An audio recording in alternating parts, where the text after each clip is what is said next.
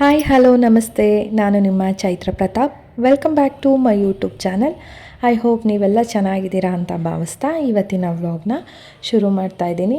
ಹೊಸದಾಗಿ ಯಾರೆಲ್ಲ ನನ್ನ ಚಾನಲ್ನ ನೋಡ್ತಿದ್ದೀರಾ ದಯವಿಟ್ಟು ಚಾನಲ್ನ ಸಬ್ಸ್ಕ್ರೈಬ್ ಮಾಡ್ಕೊಂಡು ನೋಡಿ ಅಂತ ಹೇಳ್ತಾ ಇವತ್ತಿನ ನನ್ನ ವ್ಲಾಗ್ನ ಶುರು ಮಾಡ್ತಾ ಇದ್ದೀನಿ. ಫ್ರೆಂಡ್ಸ್, ಇವತ್ತಿನ ವ್ಲಾಗ್ ಬಂದು ಒಂದು ಟ್ರಾವೆಲಿಂಗ್ ವ್ಲಾಗ್ ಅಂತಲೇ ಹೇಳ್ಬೋದು. ಹೌದು, ಎಲ್ಲಿಗಪ್ಪ ಟ್ರಾವೆಲಿಂಗ್ ಮಾಡ್ತಾ ಇದ್ದೀವಿ ಅಂತ ಅಂದರೆ ಪುಣ್ಯಕ್ಷೇತ್ರ ಆಗಿರೋವಂಥ ಧರ್ಮಸ್ಥಳಕ್ಕೆ. ಸೊ ಒಂದು ಹರಕೆ ಇತ್ತು, ಅಂದರೆ ನನ್ನ ಮಗನ್ನ ಮೊದಲನೇ ಬಾರಿ ಧರ್ಮಸ್ಥಳಕ್ಕೆ ಕರ್ಕೊಂಬಂದಾಗ ತಲೆ ಕೂದಲೇನಿದೆ ಅಂದರೆ ಮುಡಿ ಕೊಡಿಸಿ ದೇವ್ರಿಗೆ ದರ್ಶನ ಮಾಡಿಸ್ಬೇಕು ಅನ್ನೋ ಒಂದು ಹರಕೆ ಇತ್ತು. ಸುಮಾರು ದಿನಗಳಿಂದ ಅನ್ಕೊತಾ ಇದ್ವಿ ಹೋಗಬೇಕು ಅಂತ, ಬಟ್ ಆಗೇ ಇರಲಿಲ್ಲ. ಬಟ್ ಸಡನ್ನಾಗಿ ಪ್ಲ್ಯಾನ್ ಆಯಿತು. ಅದಕ್ಕೋಸ್ಕರ ನಾವು ಹೊರಟಿದ್ದು ಶುಕ್ರವಾರ ನೈಟು. ಬೆಳಗ್ಗೆನೇ ಶುಕ್ರವಾರ ಮನೆಯಲ್ಲಿ ಪೂಜೆ ಎಲ್ಲ ಮಾಡಿ ನೈಟು ಹೊರಟ್ವಿ. ನಾವೆಲ್ಲೇ ಹೊರಗಡೆ ಹೋದ್ರೂ ಮೊದಲು ಮನೆ ದೇವ್ರಿಗೆ ದೀಪನ ಹಚ್ಚಿ ದೇವರ ಆಶೀರ್ವಾದನ ತೊಗೊಂಡು ಹೊರಡಬೇಕಾಗತ್ತೆ. ವೀಕೆಂಡ್ ಆದ್ದರಿಂದ ಧರ್ಮಸ್ಥಳಕ್ಕೆ ಬಸ್ಸೆಲ್ಲ ಫುಲ್ ಬುಕ್ಕಿಂಗ್ ಆಗೋಗ್ಬಿಟ್ಟಿತ್ತು. ನಮ್ಮದು ಸಡನ್ನಾಗಿ ಪ್ಲ್ಯಾನ್ ಆಗಿದ್ದಲ್ವಾ, ಹಾಗಾಗಿ ಸೊ ನಮಗೆ ಎಲ್ಲೂ ಅಂದರೆ ನಿಯರು ಸ್ಟಾಪು ಸಿಗಲಿಲ್ಲ. ಅಂದರೆ ಬಸ್ನ ಹತ್ಕೊಳ್ಳೋದಕ್ಕೆ ನಮಗೆ ನಿಯರ್ ಎಲ್ಲೂ ಸ್ಟಾಪ್ ಸಿಗಲಿಲ್ಲ. ನಾವು ಮೆಜೆಸ್ಟಿಕ್ಗೆ ಹೋಗಬೇಕಾಯಿತು. ಹಾಗಾಗಿ 9 ಗಂಟೆಗೆಲ್ಲ ಮೆಜೆಸ್ಟಿಕ್ಕಿಗೆ ಹೋದ್ವಿ. ಬಸ್ ಟೈಮಿಂಗ್ಸ್ ಇದ್ದಿದ್ದು 10 o'clockಗೆ. ಬಟ್ ಏನೇ ಹೇಳಿ ಸ್ವಲ್ಪ ಮುಂಚಿತವಾಗೇ ಹೋಗಬೇಕಲ್ವಾ, ಹಾಗಾಗಿನೇ ನಾವೊಂದು 9 ಗಂಟೆ 9:15 ಅಷ್ಟರೊಳಗಡೆ ಎಲ್ಲ ಮೆಜೆಸ್ಟಿಕ್ ರೀಚ್ ಆದ್ವಿ. ಅಲ್ಲೊಂದು 1/2 hour 3/4 ಗಂಟೆ ವೆಯ್ಟ್ ಮಾಡಿದ್ದಾಯಿತು. ಕೊನೆಗೆ ನಾವು ಬುಕ್ ಮಾಡಿದ್ದಂಥ ಬಸ್ ಬಂತು. ಸೊ ನೋಡ್ತಾ ಇದ್ದೀರಲ್ಲ, ಸ್ಲೀಪರ್ ಕೋಚ್ನ ಬುಕ್ ಮಾಡಿದರು. ಯಾಕೆಂದರೆ ನೈಟ್ ಜರ್ನಿ ಅಲ್ವಾ, ಹಾಗಾಗಿ ಮಕ್ಕಳಿರೋದ್ರಿಂದ ರಿಸ್ಕ್ ಎಲ್ಲ ಬೇಡ ಅಂತ ಹೇಳಿಬಿಟ್ಟು ಆರಾಮಾಗಿ ಕಂಫರ್ಟಬಲ್ ಹೋಗೋಣ ಅಂತ ಹೇಳಿಬಿಟ್ಟು ಸ್ಲೀಪರ್ ಕೋಚ್ನ ಬುಕ್ ಮಾಡಿದರು. ಬಸ್ಸು ಹೊರಟಾಗ 10 ಗಂಟೆ ಟೈಮ್ ಆಗಿತ್ತು. ಬಟ್ ಆದರೆ ಬೆಂಗಳೂರು ಟ್ರಾಫಿಕ್ ಎಲ್ಲ ದಾಟಿ ನೆಲಮಂಗಲ ಬಿಡೋಷ್ಟರೊಳಗಡೆ 11:15 ಟೈಮ್ ಆಗೋಗ್ಬಿಟ್ಟಿತ್ತು. ಸೊ ಇನ್ನು ಧರ್ಮಸ್ಥಳ ರೀಚ್ ಆಗೋದು ಬೆಳಗ್ಗೆ ತುಂಬಾ ಲೇಟ್ ಆಗುತ್ತೆ ಅಂತಲೇ ಅಂದ್ಕೊಂಡ್ವಿ. ಬಟ್ ಆದರೆ ಸ್ವಲ್ಪ ಬೇಗನೆ ಕರ್ಕೊಂಡೋದ್ರು. ಇವಾಗೇನು ನೀವು ನೋಡ್ತಾ ಇದ್ದೀರಾ, ಬೆಳಗಿನ ಜಾವ ಒಂದು 6 ಗಂಟೆ ಏನೋ ಟೈಮು. ಸೊ ಇನ್ನು 6 ಗಂಟೆ ಆದರೂ ಸಹ ಇನ್ನೂ 1 hour ಜರ್ನಿ ಮಾಡಬೇಕಾಗಿತ್ತು. ಯಾಕೆ ಅಂತ ಅಂದರೆ ಸಕಲೇಶ್ಪುರದ ಹತ್ರ ಸುಮಾರು ಇಲ್ಲ ಅಂದರೂ 1.5 hour ಬಸ್ನ ಸ್ಟಾಪ್ ಮಾಡಿಬಿಟ್ಟಿದ್ರು. ಯಾಕೆ ಅಂತಂದರೆ ಅಲ್ಲೇನೋ ರೋಡೆಲ್ಲ ಕನ್ಸ್ಟ್ರಕ್ಷನ್ ನಡೀತಾ ಇತ್ತು. ಸೊ ಅದಕ್ಕೋಸ್ಕರ ಒನ್ ವೇನಲ್ಲೇ ಈ ಕಡೆಯಿಂದನೂ ಗಾಡಿ ಹೋಗಬೇಕು, ಆ ಕಡೆಯಿಂದನೂ ಗಾಡಿಗಳು ಬರಬೇಕು.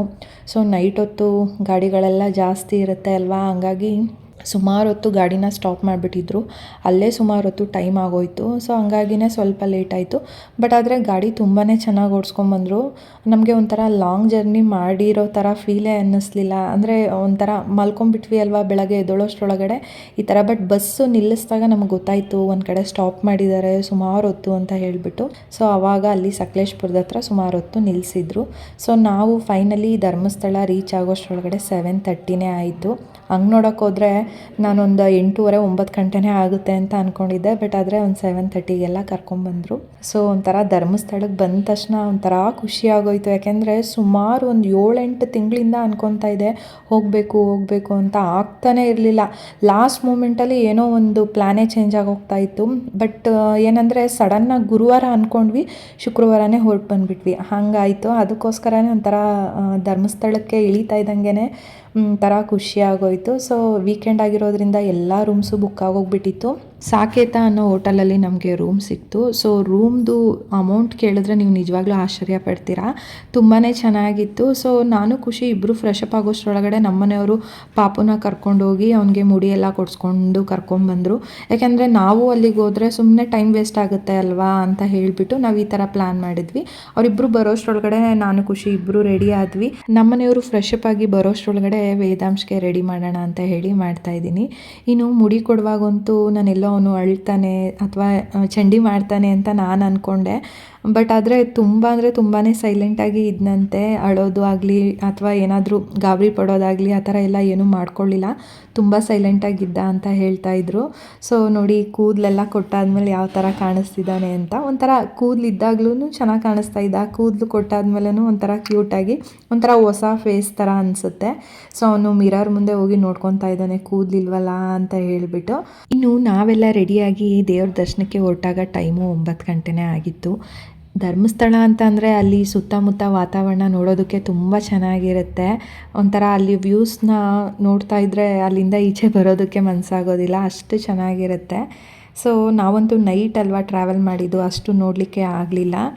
ಇನ್ನು ದೇವಸ್ಥಾನಕ್ಕೂ ಹೋಟೆಲ್ಗೂ ಸ್ವಲ್ಪ ದೂರನೇ ಡಿಸ್ಟೆನ್ಸ್ ಇತ್ತು.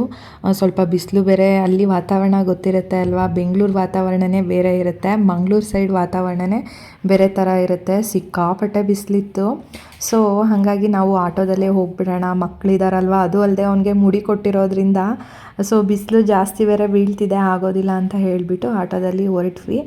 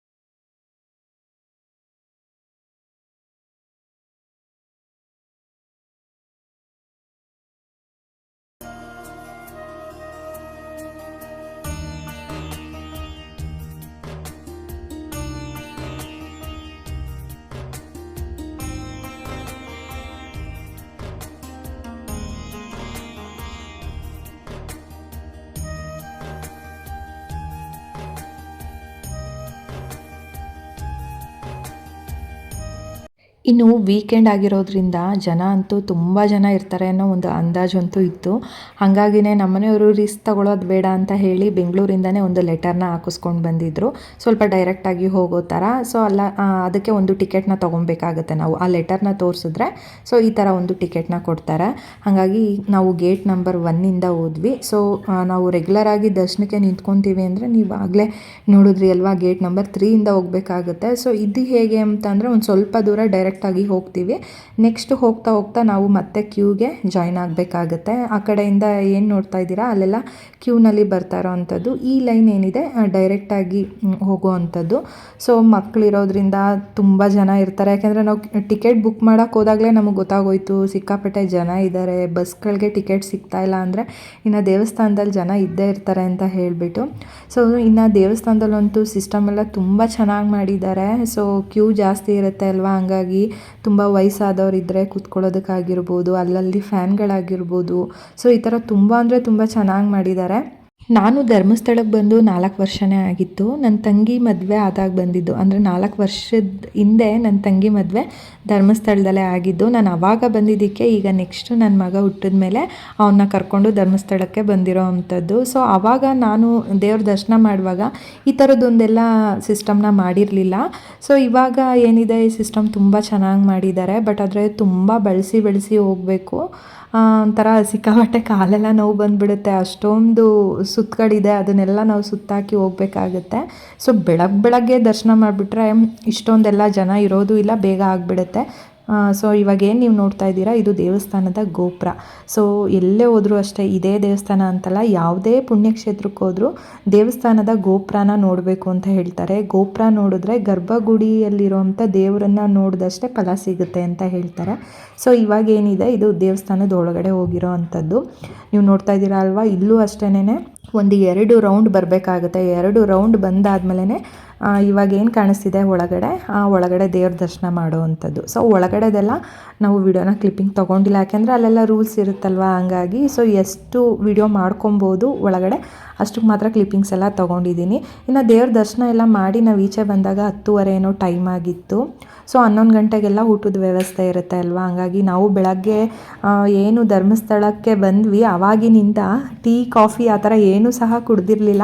ಸೊ ಒಟ್ಟಿಗೆ ದರ್ಶನ ಮಾಡಾದಮೇಲೆ ಇನ್ನೊಂದು 1/2 ಅವರ್ ಸ್ವಲ್ಪ ಹೊತ್ತು ದರ್ಶನ ಮಾಡಿ ಈಚೆ ಬಂದು ಕೂತ್ಕೊಂಡ್ವಿ, ಅದಾದಮೇಲೆ ಊಟಕ್ಕೆ ಬಂದ್ವಿ. ಸೊ ಊಟದ ವ್ಯವಸ್ಥೆನೂ ತುಂಬ ಅಂದರೆ ತುಂಬ ಚೆನ್ನಾಗಿ ಮಾಡಿದರು, ಹೊಟ್ಟೆ ತುಂಬ ಊಟ ಮಾಡಿದ್ದಾಯಿತು. ದೇವ್ರ ದರ್ಶನ ಮಾಡಿ ಹೊಟ್ಟೆ ತುಂಬ ಊಟ ಮಾಡಿದ್ವಿ ಅಲ್ವಾ, ಒಂಥರ ಮನಸ್ಸಿಗೆ ತುಂಬ ಅಂದರೆ ತುಂಬ ಸಮಾಧಾನ ಅನ್ನಿಸ್ತು. ಜೊತೆಗೆ ಇದು ಎಲ್ಲದಕ್ಕಿಂತ ಸಮಾಧಾನ ಅನಿಸಿದೇನೆಂದರೆ, ಸುಮಾರು ದಿನಗಳಿಂದ ಅನ್ಕೊತಾ ಇದ್ವಿ ಹೋಗೋಣ ಅಂತ, ಬಟ್ ಆಗ್ತಾನೇ ಇರಲಿಲ್ಲ. ಬಟ್ ಸಡನ್ನಾಗಿ ಏನು ಅನ್ಕೊತೀವಿ ಆ ಥರ ಪ್ಲ್ಯಾನ್ಗಳು ಬೇಗ ಆಗಿಬಿಡುತ್ತೆ.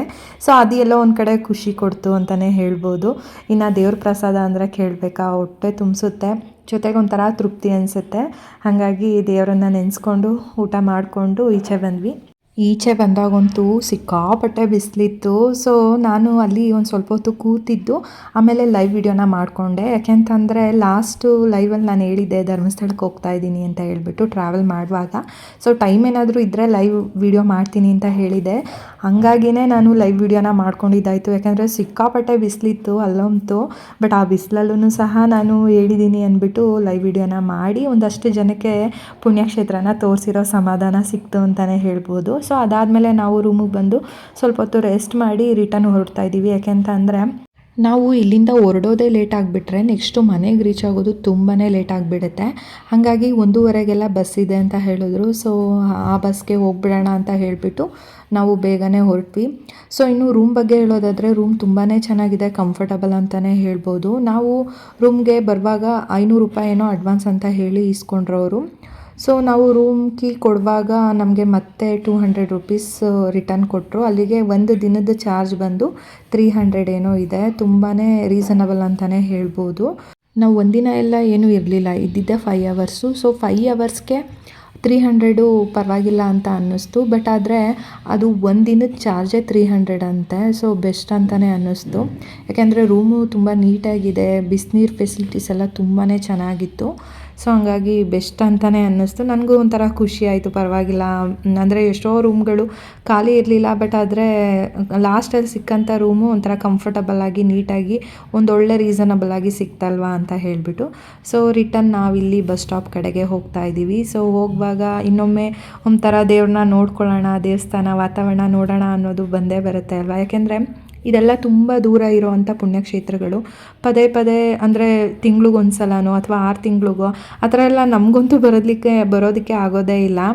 ಸೊ ಹಂಗಾಗಿ ನೆಕ್ಸ್ಟು ಯಾವಾಗ ಬರ್ತೀವೋ ಗೊತ್ತಿಲ್ಲ. ಒಂದು ಸಲ ನೀಟಾಗಿ ನೋಡ್ಕೊಳ್ಳೋಣ ಅಂತ ಹೇಳಿಬಿಟ್ಟು ಆಟೋದಿಂದನೇ ಒಂದು ಕ್ಲಿಪ್ಪಿಂಗ್ನ ತೊಗೊತಾ ಇದ್ದೀನಿ.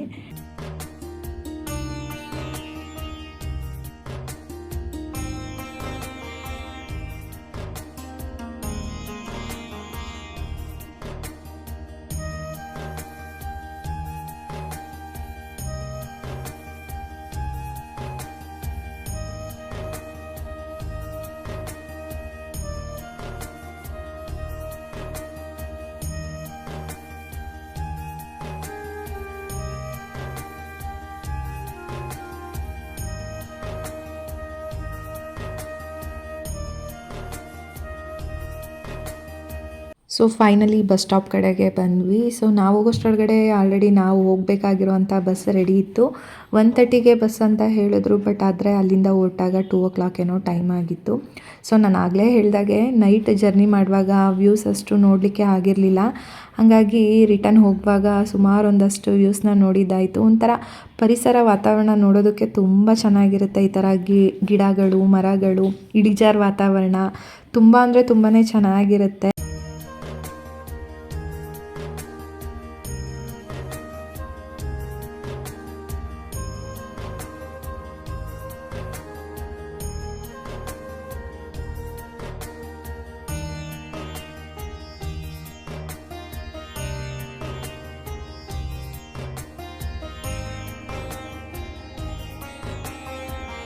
ಸೊ ಬೆಂಗಳೂರು ರೀಚ್ ಆದಾಗ ನೈಟು 9 ಗಂಟೆ ಟೈಮ್ ಆಗಿತ್ತು. ಸೊ ಬಸ್ ಹತ್ತುವಾಗ ಡ್ರೈವರ್ ಹೇಳಿದರು 9 ಗಂಟೆ ಆಗುತ್ತೆ ಅಂತ. ಸೊ ಸೇಮ್ ಟೈಮ್ಸ್ಗೆ ಕರ್ಕೊಂಬಂದರು ಅಂತಲೇ ಹೇಳ್ಬೋದು. ಸೊ ನಮಗೆ ಎರಡೂ ಕಡೆ ಕಂಪೇರ್ ಮಾಡಿದ್ರೆ ಅಂದರೆ ನೈಟ್ ಹೋದಾಗ ಮತ್ತು ಆ ಕಡೆಯಿಂದ ನಾವು ಬಂದಾಗ ಸೊ ನಮ್ಗೆ ಯಾವ ಥರ ಕಂಫರ್ಟಬಲ್ ಅನಿಸ್ತು ಅಂತ ಅಂದರೆ ನಾವು ಸ್ಲೀಪರ್ ಕೋಚ್ ಮಾಡ್ಕೊಂಡು ಹೋಗಿದ್ದು ತುಂಬ ಕಂಫರ್ಟಬಲ್ ಆಗಿತ್ತು. ಯಾಕೆಂದರೆ ಧರ್ಮಸ್ಥಳ ಅಂದರೆ ತುಂಬ ಕರ್ವ್ ಇರುತ್ತಲ್ವಾ. ಸೊ ಅಂಥ ಕಡೆ ಏನೋ ಒಂಥರ ಭಯ ಅನಿಸುತ್ತೆ. ಬಟ್ ನಮಗೆ ನೈಟು ಹೋಗುವಾಗ ಗೊತ್ತೇ ಆಗಲಿಲ್ಲ. ಯಾಕೆಂದರೆ ಸ್ಲೀಪರ್ ಕೋಚಲ್ಲಿ ಮಲ್ಕೊಂಡ್ಬಿಟ್ಟಿರ್ತೀವಿ, ಆರಾಮಾಗಿ ಕಂಫರ್ಟಬಲ್ ಆಗಿರ್ತೀವಿ ಅಲ್ವಾ, ಗೊತ್ತಾಗೋದಿಲ್ಲ. ಸೊ ಒಂಥರ ಚೆನ್ನಾಗಿತ್ತು ಎರಡೂ ಸೈಡ್ ಜರ್ನಿ ಅಂತಲೇ ಹೇಳ್ಬೋದು. ಸೊ ನೋಡಿ ನೈಟು ಮನೆಗೆ ಬಂದ್ವಿ. ಅಮ್ಮ ಅಡುಗೆ ಮಾಡಿ ಕೊಟ್ಟು ಕಳಿಸಿದ್ರು. ಹಾಗಾಗಿ ಊಟ ಎಲ್ಲ ಮಾಡಿ ನಾವು ರೆಸ್ಟ್ ಮಾಡಿದ್ದಾಯಿತು. ಸೊ ಇದಾಗಿತ್ತು ನಮ್ಮ ಟ್ರಾವೆಲಿಂಗ್ ವ್ಲಾಗ್. ನೀವೆಲ್ಲ ವಿಡಿಯೋನ ಪೂರ್ತಿಯಾಗಿ ನೋಡಿದ್ದೀರಾ ಅಂತ ಭಾವಿಸ್ತೀನಿ. ನಿಮಗೆ ಇಷ್ಟ ಆಗಿದ್ರೆ ದಯವಿಟ್ಟು ಲೈಕ್ ಮಾಡಿ. ಹೊಸ್ದಾಗಿ ಯಾರೆಲ್ಲ ನನ್ನ ಚಾನಲ್ನ ನೋಡ್ತಾ ಇದ್ದೀರಾ ಸಬ್ಸ್ಕ್ರೈಬ್ ಮಾಡ್ಕೊಂಡು ನೋಡಿ ಅಂತ ಹೇಳ್ತಾ ಮತ್ತೆ ನೆಕ್ಸ್ಟ್ ವಿಡಿಯೋದಲ್ಲಿ ಸಿಗ್ತೀನಿ. ಅಲ್ಲಿವರೆಗೂ ಸಿ ಯು. ಬಾಯ್ ಸ್ನೇಹಿತರೆ. Thank you.